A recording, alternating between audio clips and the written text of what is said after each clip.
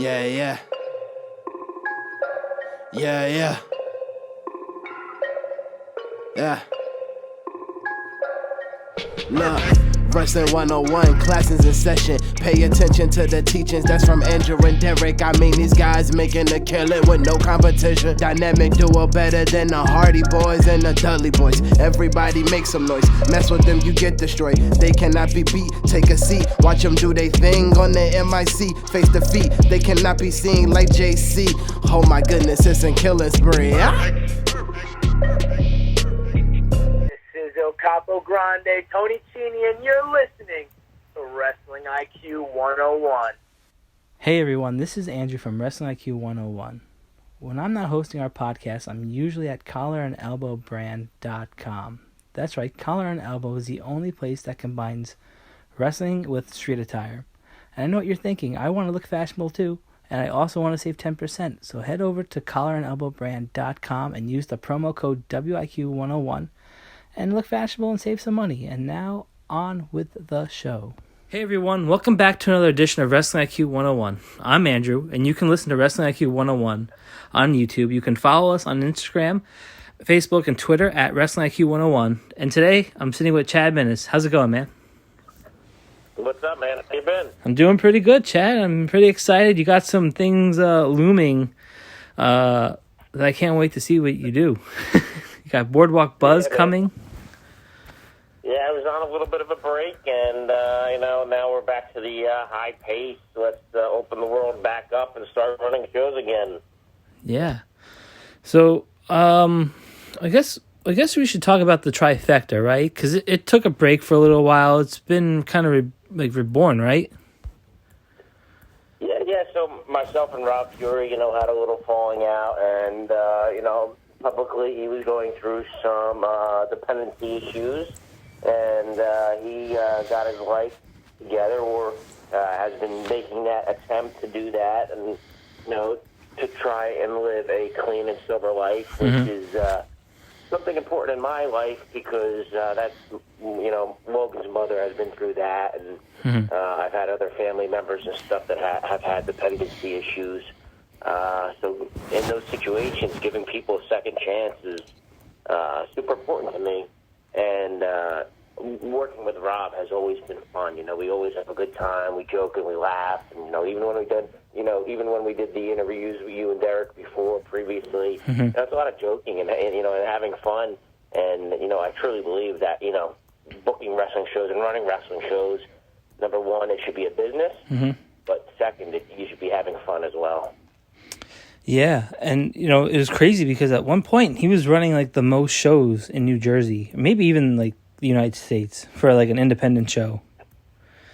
So yeah, I would say he runs the most aggressive program that there is in the state, maybe the East Coast. Yeah.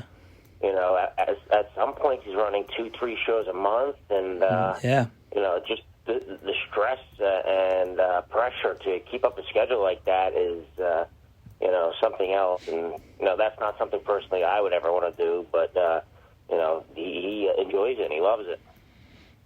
Yeah, so it's pretty interesting to see that you guys are back together, because when the Trifecta was first born, I remember you were sitting here and we were talking about what the future could be. You were cherry picking from different promotions, from different states. Do you still have that same goal in mind where you can just cherry pick and make the best card for the evening? Yeah, so just today we just announced a show that we're going to do with LTW. So it's the first time at LTW standalone, After Dark, SWF. That's May 15th in Tom River. So 4 promotions all working together. May 22nd, myself and Rob are running 3 shows on the same day. I'm running my 2 brands. He's running his brand. We just developed a working relationship with IWA based out of Nutley, where we're going to start that on June 5th. And, my goal has always been, bring the promotions together. Let's have matchups, champions versus champions, and, Survivor Series types of matches, and battle royals of, mixed talents from different promotions. And you've even seen my Friday Night Fight show that I did, where that's all it was, is promotion against promotion. And, I think there's so many promotions out there now. good and some bad in New Jersey, but it's a good time to really develop great working relationships like that. Yeah, and it's kind of cool because, I mean, I think we talked about it last time. I mean, you have your finger on the pulse. I mean, look at like Skylar Morse or Pentaco, the great Khali. I mean, these are all the people you've brought in, and look how well they're doing. You know, in AEW or the Hall of Fame, right? I mean, it's kind of crazy. Or Karrion Kross, right? And Scarlett. Yeah, you know, sometimes it's a lot of luck, and then sometimes there's something you see, like Serpentico, John Cruz. I just saw on a YouTube clip, and I'm like, dude, I love this guy. You know, I need to bring him in. And then that first time I brought him in was the first show I ever did with Rob for SWF. And after I did that show, I'm like, dude, this guy's going to get signed, and I'm going to keep using him. Every single show that I booked, I always reached out to him first. I'm like, John, are you available? Are you available?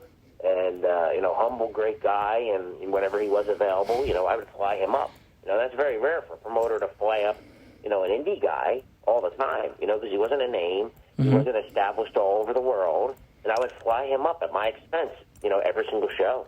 Yeah, I remember he was at the dinner at Boardwalk Beatdown, and he actually gave one of the most, like, impressive answers I remember, and just being like, wow, this guy, like, you know, like somebody who, like you said, he's not signed, he's just well-journeyed, you know, and stuff like that, and he was so smart, and to hear his some of his answers were really impressive.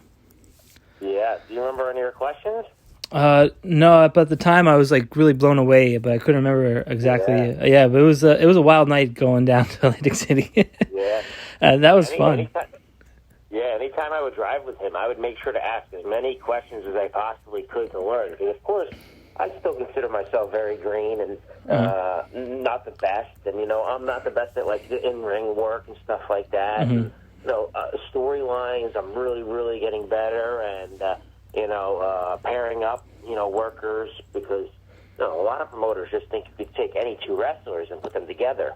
And you have to have that certain chemistry when you're booking, you know, and I think that's one of the hardest things there is.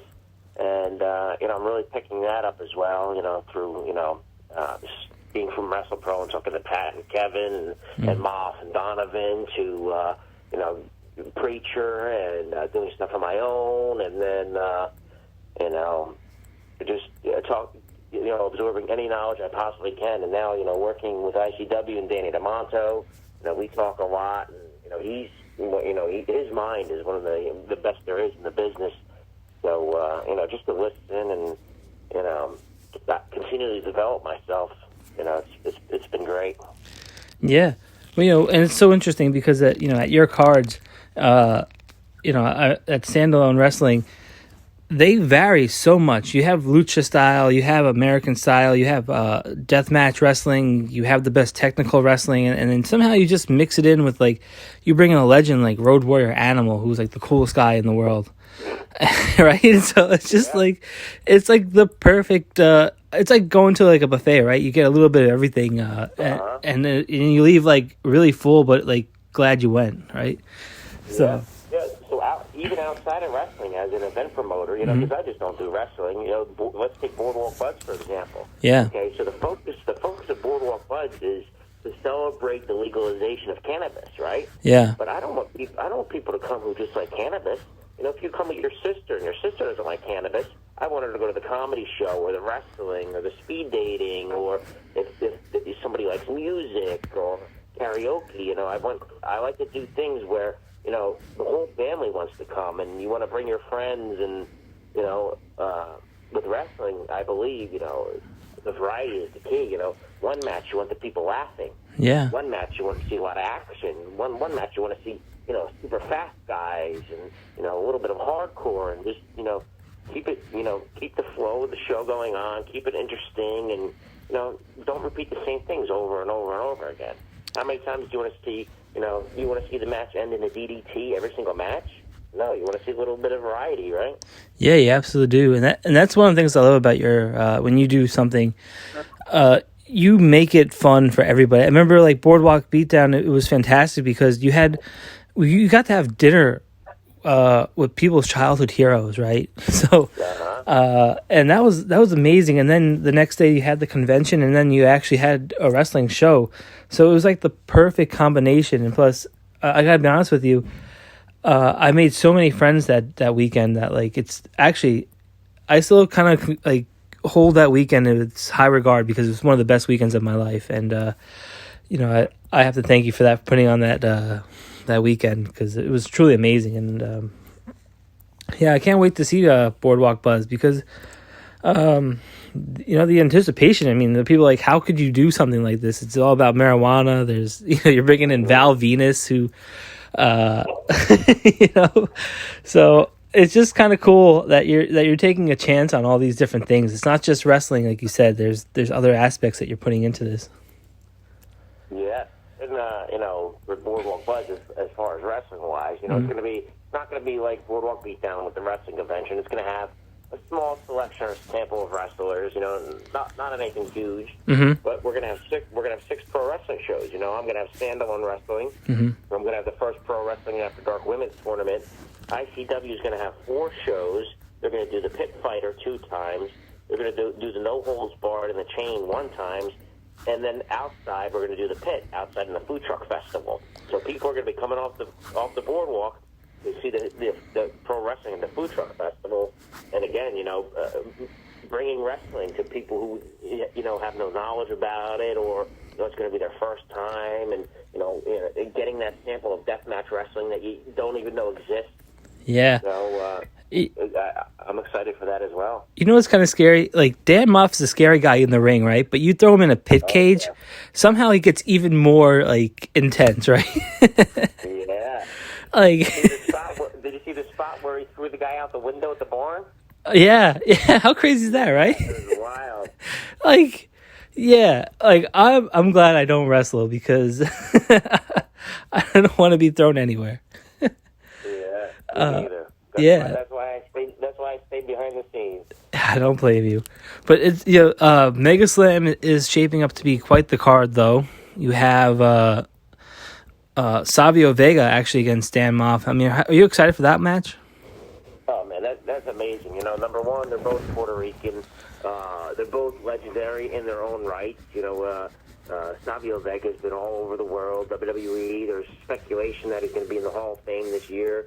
Dan Moff is the legend of the Indies, from tag teams to JAPW to, traveling the country, signing with the Ring of Honor.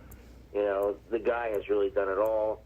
And Moff is one of the guys that, I've always looked up to. And, when I had issues in wrestling, came to me and, gave me advice and, really put in an effort to help me out. So that's a guy I always, have faith in. And now he's going to be very involved in SWF, helping out with the locker room and the booking and the storylines and stuff like that. So, to restart SWF and helping them out and having Moss there too, it's just an amazing experience. Yeah, and then it's kind of crazy because now you had the flourish of the Trifecta Championship come to fruition. I mean, how crazy was that? And are you happy with the first champion? Oh man, so we did the Trifecta title before, and it was what the hell is his name? Oh my God, I'm drawing a blank. Oh man. Oh, Ike Phillips had it, right? Ike Phillips had it, but Ike got an injury. And we just sat with it for a little bit, and we don't know if he's going to come back or not. I talked to him a little while ago, and he's missing the business and missing hanging out with the boys and stuff like that. Yeah. And Frank, we decided to redo this. I'm like, let's make the belt nicer, and let's kickstart it again. And Vince Sarris is a guy who he's a vet, dude. He's been around for a very long time, and I don't think he just got the right opportunities. And again, promoters just throw these guys in the matches, and I don't think he was utilized right. So I'm like, you know what? You need a gimmick change, man. We need to freshen it up. So me and Rob, start bouncing off names and ideas, and I'm looking on the internet and pictures and stuff like that. And we stumbled along the lines of service, and we're looking at this picture, and, it's a 3-headed dog, and it's like this beast, and I'm like, dude, this might be a wild name. So we pitched it to Vince, and we had the ring announcer practices announcing a little bit on his name, Rich Reed, and Vince is like, "Oh, I love this," and Vince got the robe, and he got new gear, and just everything was lining up right. And then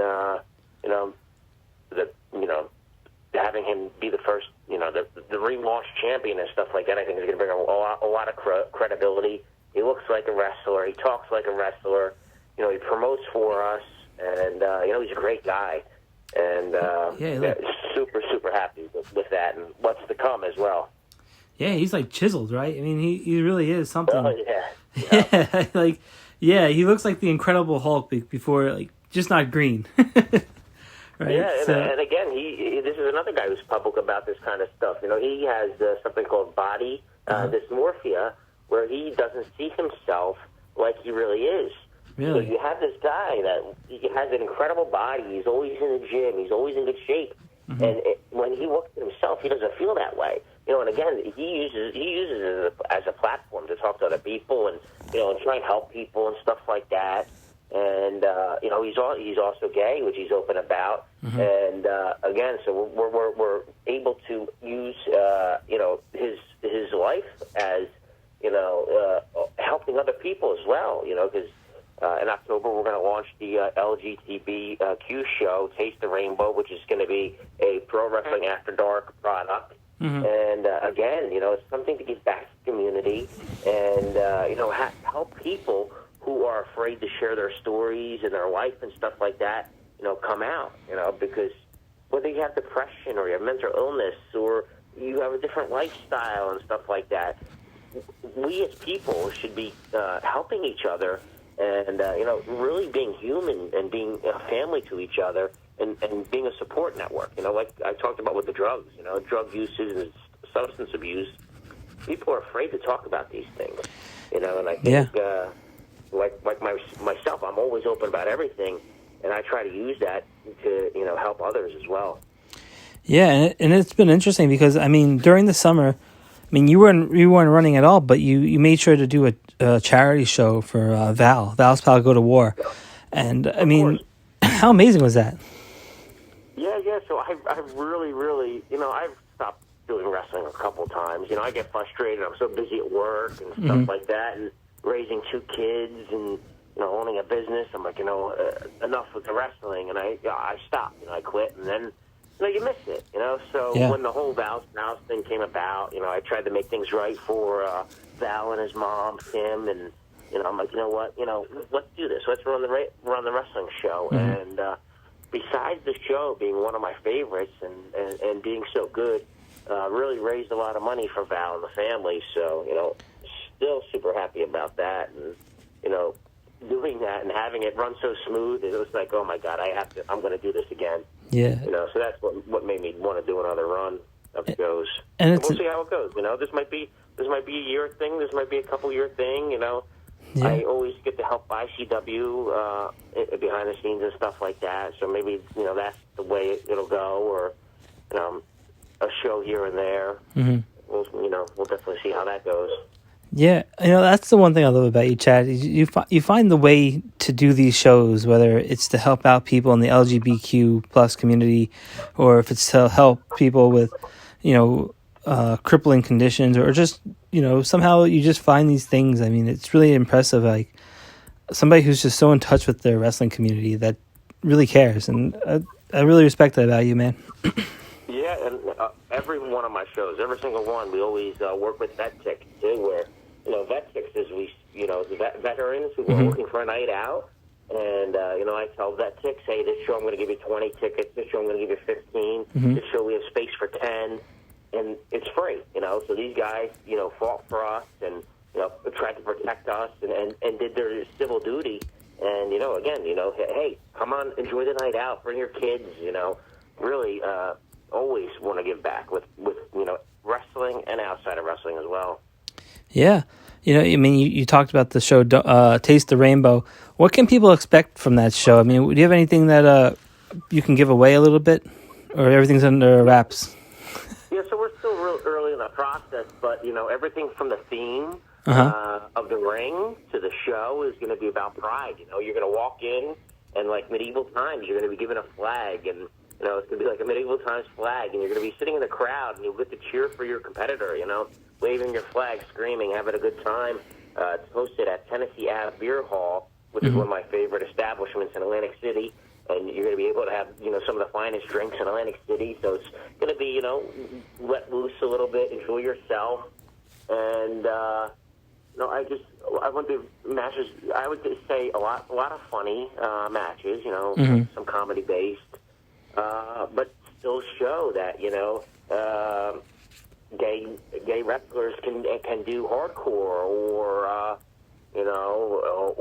anything else, strong style, look at a guy like Vince, he's a big, huge guy, he's not going to, again, sometimes in people's heads they think, oh, because you're gay, you're silly, or you're a certain way, how people are judgmental, but you're going to see Vince go in there, and he's going to go. He's going to put on a good match. It's going to be strong. It's going to be stiff. So again, just trying to help show how people judge isn't always the way it seems. Yeah, and actually, I mean, just to say on Vince for a second, he's going to have Astro Morales at Mega Slam. Do you think there might be a ring left? Because these two guys are there's like a bull in a china shop with these two guys. The ring might implode, right? I mean, you only have 3 hours. Yeah, two big guys, man. That's going to be an awesome match. Astro's another guy who I really don't think has received the opportunities that he should. He's super talented, and I've really never worked with him either. And that's, again, because I don't run as much as other promoters and stuff like that. But he's been an SWF champion, heavyweight champion, and I think there's a bright future for Astro too, and he's one of the guys that that I see, and I want to start putting him into my wing and seeing where he goes, and hopefully like some other people who have gotten signed, and not because of me, but they've made their passage through my shows. I think that's one of the most rewarding things there is to see people who you've worked with get signed. It's very exciting. Yeah, it is, and you almost have like that proud father kind of feeling, right? You're like, why I picked these guys to be on my show, right? Oh, definitely. Man. You're like, what? I've had the honor to work with these people, and I'm very selfless. Like, hey, if my champion gets signed, obviously they're not going to be competing anymore for your championship, and you have to start from scratch, and story-wise and stuff like that. And it's exciting. Like the rep needs to be signed, and hopefully that happens. Yeah. They're my tag champs, but I want them to be signed. And then we move on, and hopefully create another tag team that gets signed. Yeah. Look at Bear Country. Bear Country came from Creative Pro, and here they are. They're on AEW every couple of weeks now, and hopefully they'll be signed soon. And like so it's so exciting. I was thinking about it too, right? Like Joe Gacy, right? Penelope Ford. I mean, all these people that have come through, like they've won championships, and then like all of a sudden, like next month, you're like, nope, we can't have them anymore. And I know it must be a little frustrating for you because you have things like you probably had planned and stuff like that. But at the same time, I mean, it's so seamless when I come to your events. Like you would never know that like anything isn't supposed to happen. Like that. Everything is flowing so right. You know what I mean? Yeah. So, yeah. For example, on what you just said is like I had a plan for Joe Gacy, and one of the matches I want to do is Neville. I want to do Joe Gacy versus Neville in New Jersey. Oh wow! Of course, that can't happen. That can't happen now. But again, you always have these ideas in your head. You're like, oh man, now I can't do that, and now I'm gonna have to go this direction, and So, but again, you're so happy that it happens. Yeah, it is. And. Yeah, it is. But before you alluded to the rep, at Mega Slam, they got Jersey Muscle, and they're on AEW. They got a little bit some of the TV rub on them. Who do you think is going to walk out of that one? Because that's going to be a fight. I'm not going to be. I have to go with the rep, right? Aren't they my champions? Yeah. Yeah. Yeah. Nobody could beat the rep. And that's why they are the rep, because they have a rep. Yeah, it's true. I love those guys. Nate Carter and Dave McCall. I mean, they're both so flawless in the ring. I mean, they look like a tag team. They act like a tag team. They throw it back old school when I see them. I mean, they have the perfect blend. I would love to know how long they've had the titles for. You know, I have no idea. They've had it for a long time, though. You know. Yeah. That's something I should know. And I'm gonna have to figure that out now. You have to go back in the books. And it's also crazy because you also have you talked about this guy before, harping back to what you said before, somebody who's been helping you, Sean Donovan, right? I mean, that guy can cut a promo. He is excellent in the ring, and he has KTB. Mm-hmm. So, did you reinforce this ring? I want to know. Did you put are you gonna put down extra columns, extra metal to keep this? Because some of these matches here at Mega Slam that you have going on are so impressive, actually. Yeah, you know, Mega Slam is like the equivalent of WrestleMania for SWF. It's the marquee show, so we wanted to do it big. We're outside, so we have a nice crowd, and you know, again, we're just getting started and booking and working together, and we wanted to give something extra special to the fans. And you know, every match is going to be a good one. You know, there's not going to be a bad match on the card. Like this weekend, we just had a show, and you know, from the first match to the main event, you know, every match was good, and that's what you want to do. You know, you want the fans to, you just every time you want them to return and tell their friends. You know, again, we're creating communities of new fans and fans who haven't seen wrestling, and you know, so that's Mega Slam is the one that we want, to be the main focus. Yeah, and this year is going to be a little bit different because there's going to be a 3-hour show, but there's going to be tastes of each hour of different promotions, and you have the top two that are going to be there with Saul, and of course Pro Wrestling After Dark. And this is all for one price, right? Mega Slam is one show, all brands, one ticket. The Shockwave, May 22nd, is 3 brands, 3 shows, 3 different times. And there is a 3-show pass as well. That's in Lyndhurst, New Jersey, for the Shockwave, May 22nd. Okay, cool. So yeah, that's and you're going to be following all the CDC practices, right? Oh, absolutely. Yep, sanitation stations. You have to wear masks. All right, cool. The outdoor shows as well. You know, indoor and outdoor. We're sticking with that until we see what changes need to be made at a certain point. But obviously now that's not the time yet. Yeah. So that's going to keep the community and the people safe and happy, and that's a big thing. I remember there were some other shows that are running this summer, and that made me feel safe knowing that everybody else is going to be protected. So. It's awesome to hear that you're going to be doing that kind of stuff, and so this way people feel comfortable. Yeah, it's super important, especially people want to get out, so you have to keep them, in the right mindset that hey, if you do want to come out and you do come out, we're going to take care of you as well. Protect the talent, protect ourselves, and protect the fans. Yeah, and I'm going to be honest. I mean, I was out there in the summer for Val's Pals Go to War. I mean. I've never felt more safe in my life than being at those events, I was actually under a tree, I was watching the show, and I was like, this is actually pretty cool. You kind of forget, how busy you are, how it feels to sit outside for a little bit. But it was really nice, and it was really fun, and I'm glad you guys are bringing that atmosphere back, this Mega Slam. Good. Yeah, that makes me happy to hear, man. Yeah. Very happy. And of course, Boardwalk Budz. I mean, you got so many vendors coming through. You got the food trucks. I mean, who's going to be there, food wise and performances? Yes, we have about 20 bands coming. I don't really know off the top of my head, but we have a Grateful Dead cover band, okay, Bob Marley cover band. Again, different types of music for everybody.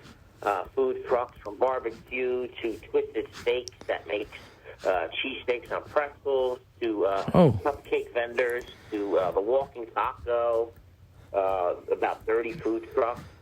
We're going to have karaoke inside all 3 days. Larry Legend is going to be hosting speed dating. We're going to have an adult game room hosted by Felicia Rose, where you can play, adult board games and adult card games, and let loose, drink a little bit, and have a good time. And again, the 6 wrestling shows, about 100 to 150 vendors, cannabis-based and non-cannabis-based. So if you want to go shopping for, whether it's jewelry or, basically, we have a CD and a vinyl guy coming. Oh, wow. Anything you really want to shop for, we'll have there for you. Wow, that sounds really awesome. I mean, and that's the thing I love about when you do something like that, because you think about everything. Yeah. That's right. That's you want to reach as many people as you possibly can, and keep people occupied. Yeah. I gotta be honest with you. The last time you had something in Atlantic City, a Boardwalk beatdown, you rented a boat. Are you going to do that again? No boat, but I just posted a video where I have every single billboard on the Atlantic City Boardwalk that's going to be playing a video. It's a 15-second video that's going to play 4 times a minute, and is voiced by Danny DeMonto. So you're going to be hearing Danny from ICW's voice 24 hours a day on the Boardwalk talking about Boardwalk Buzz. That's amazing. Yeah. I have to give it to you, because you find these innovative ways to do these things promotion-wise. I mean, you're the only person I know who has a boat, who put a boat on. Now you have this video that's going to be playing 24 hours. Yeah. Oh, man. Boardwalk Beatdown, I did all the rest stop TVs, too, which was really good. When you go to the rest stop and when you're sitting down and eating and they have the TVs, I did all those for Boardwalk Beatdown, too. So, again, you have to reach out to the audience. They don't just come to you, especially if you're not like a cult following like GCW and ICW and stuff like that. If you're standalone or you're SWF or a local promotion, you really, really have to fight for those dollars. Yeah, I remember I went to, I think it was SummerSlam, and I walked out, and I remember I saw John JMZ on the spot, and he was passing out flyers, and I was like, no, I got to help him. I took some, I had to pass them out, and I was like, was that New York? yeah, it was New York, right? Yeah, it was in Brooklyn. I remember I was on my way to the subway, and I saw him, and I was like, I got to help my boy Chad out, because this is a big deal. I mean, when else are you going to be able to see the Bullet Club, Goldberg, and Sting in one spot? I mean, and how amazing. This is at one convention, and these guys are running the wrestling world. Sting is killing it in AEW. Goldberg's having a match every couple of months at a big show. I mean, and the Bullet Club. I mean, they started their own wrestling company for the most part. So it's just kind of crazy. Like, what? I mean, how different? I mean, the world was so different 2 years ago, and so much has changed. Wrestling is one of the fastest changing businesses I think there is. If you think about any other business, like a soda business or something like that, it stays consistent. It's consistently the same thing. Yeah. Wrestling, the players, the managers, the behind the scenes, the bookers, and everything is always changing. The rules and policies, and to keep up with it, and to keep it going. It's one of the most difficult challenges there is, and I think I was lucky to survive as long as I have, because I did have a business. A lot of people come into wrestling, with no business experience, and you notice that in the shows, the quality, and the way the operation is. And working luckily with my mom since I was 15, and then taking the business over and building it up into like a larger corporation. I think really, really helped me through this process. Yeah, and I gotta be honest with you, the other thing I love about what you do is you always have good merchandise. I remember they have like posters signed, you had signed belts by, I think, Goldberg and Sting signed the world title. Yeah. I mean, you have like an all like certified, like 100% good merchandise. I mean, I love the way you bring them to the shows before COVID and seeing what you had, because like I was like, damn, who thinks to put some of this stuff together? And then it's amazing with all the stuff you have. Yeah, merch is one of the most important things for a wrestling company, and again, on a smaller scale like myself or SWF, it's not easy to move merch.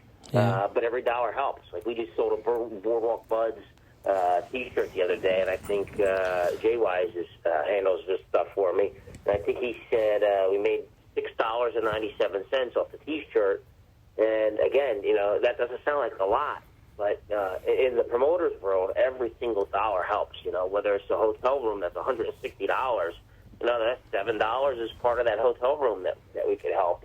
And we're not like the larger, like the WWE, the AEW, or even moving packages like ICW does. You'll see ICW is sending out shipments, 30 packages, 100 packages, and stuff like that.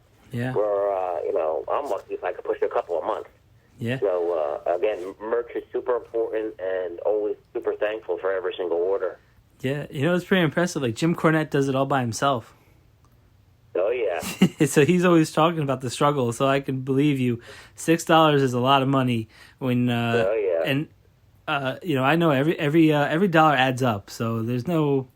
Hey, you gotta start somewhere. And remember The Rock, he started with $7, right? So, absolutely, $7. Look at him now. Yeah, so you gotta start somewhere, and it sounds good. I mean, it sounds good that like Shockwave's coming together. It sounds good that all these different shows are really coming to fruition, and I can't wait to see what you have throughout the year, if there is going to be anything. I think this is going to be my busiest year ever with wrestling, and again, with ICW, I tour with them, so wherever they go, I've been to Florida a couple times. I'm leaving Monday to go down for Mania Week, April 8th, 9th, and 10th. We have the Showcase of the Independents, which will be live on IWTV as well, so I'll be down there for that. And, wherever they go, I'll be going. So hopefully, things like Mexico happen and Japan and, so many different things that, are down in the pipeline that we're hopeful when things start to open up. And, I'm blessed to, stay in the wrestling, whether I run my own shows or not. Now I got to ask you this, though, Chad. Out of all the people, I mean, you've had Goldberg, you've had Cody, you have had Sting, you've had Great Khali, Jack Swagger. Of all the legends, who's the one legend that you want to bring in that you haven't yet? That I haven't yet? Yeah. Oh, man. That's tough. Like I told you, Neville was on my list. He's not a legend, but I believe in his talent, and he's a guy I would always want to bring in. Mm-hmm. Cody Rhodes I already had, but you would love to work with him again. Yeah. I'm open to a lot of stuff, and I don't know if I want to ever invest that heavily in name talent, because again, as amazing as Boardwalk Beatdown was, it was one of the worst financial investments I've ever made in my life, and really, really put me in a bad place. I'm glad that everybody enjoyed it. I get nothing but wonderful feedback, but financially, it didn't work for me. Maybe because there's so many conventions out there already. Maybe Atlantic City wasn't that ready for that type of event, or maybe I just went in way too deep with, like you said, I brought in the Bulls Club, Sting, Goldberg all at the same time, when normally you would see one headliner like that. Yeah. Nakamura. I would love to work with Nakamura, but, he signed, and, the Good Brothers. Yeah, and it's crazy because I was thinking that too. Like, there were so many people who were I can talk today, right? The people who were released last year that I would feel like are such a perfect fit for either Saw or Pro Wrestling After Dark. And the Good Brothers would be one of those people for sure. I was also maybe thinking like Zack Ryder would just be perfect at like a Saw wrestling event or something. Yeah, that's funny. Yeah, Jay Wise brought that up. He brought up a potential match between Zack Ryder and Sean Donovan, which I think would be pretty good. Oh, wow, yeah. That'd be cool. Yeah. Yeah. If that happens, we have to give Jay Wise all the credit, okay? 'Cause that was his idea. Yeah, that'd be kind of dope, yeah.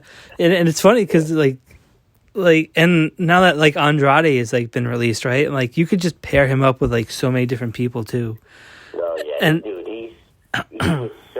he was so underutilized in WWE. He was unbelievable. Yeah. What a talented guy. And it's always bittersweet, right? Because you're like, man, now I don't get to see them on TV, but then you're like, oh, I get to see them at my wrestling show or something like that, right? So, at the small wrestling show with 200 people where you can interact with him and talk to him, get a picture with him, shake his hand, thank you for what he's done. That's what I love about independent wrestling too. Is when you go to WWE, it's not personal. Yeah, you're sitting in a crowd with 9,000, 10,000 people. Where you go to the local show, these wrestlers are at the table. I'm looking at my wall right now with my son in the ring with AJ Styles and Rey Mysterio and EC3 and Ryback and stuff like that. You don't get that experience when you go to WWE and you're paying $500 for a ticket. Yeah, no, it's true. Yeah, and that's one thing I like about what you do and all the other promoters out here. It's very intimate. You get to, and I've never seen anybody leave a wrestling show without a smile on their face. They might be a little confused because maybe their favorite wrestler may be turned on their other favorite wrestler, but nobody's ever walked out, I don't think, ever like really disappointed. I mean, I've never seen anybody like up in arms or like, this was a bad event. But yeah, I always see people leave with huge smiles on, like, this was a great night, it was a fun night. And that's why I always... How could you not be happy? I always use an example. It's like the circus, Yeah. Wrestling comes to town once a year, twice a year, 3 times a year. You have to see it, and you'll enjoy it.